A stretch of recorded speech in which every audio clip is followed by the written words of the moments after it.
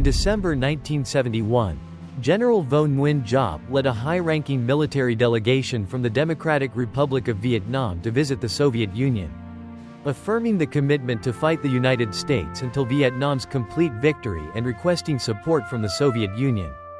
Notably, during a meeting with the Politburo of the Communist Party of the Soviet Union, a senior Soviet leader asked General Giap, "Comrade Giap, you say that Vietnam will defeat the United States. May I ask, how many mechanized infantry divisions do you have? And how many tanks, heavy artillery, and fighter jets does the US have? And what are your capabilities in air defense, missiles, and radar compared to those of the US?" At that time, the Vietnam People's Army had only just established its first mechanized infantry regiment in mid-November 1971. In response to this question, General Giap replied, "The Soviet military doctrine is extremely effective.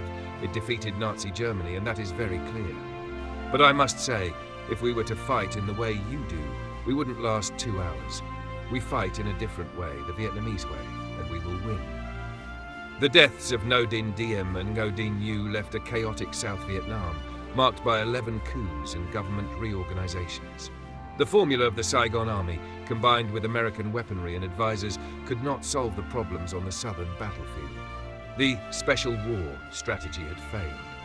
Facing the risk of the Saigon government's collapse, in March 1965, the US deployed expeditionary forces to South Vietnam.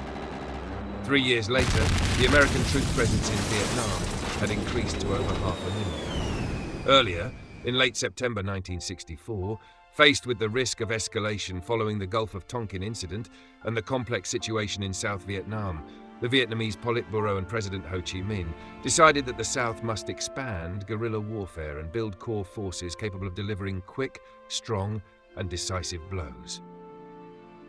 The Politburo of Vietnam and President Ho Chi Minh decided, the South must expand guerrilla warfare. Build a main force that is strong, compact, and quick. For 2 years, no Politburo member had been sent to the South, but with the urgent situation, it was now unavoidable. General Nguyen Khai Thanh, whom President Ho Chi Minh called the guerrilla general, became the first Politburo member assigned to go to the South to find a way to fight the Americans.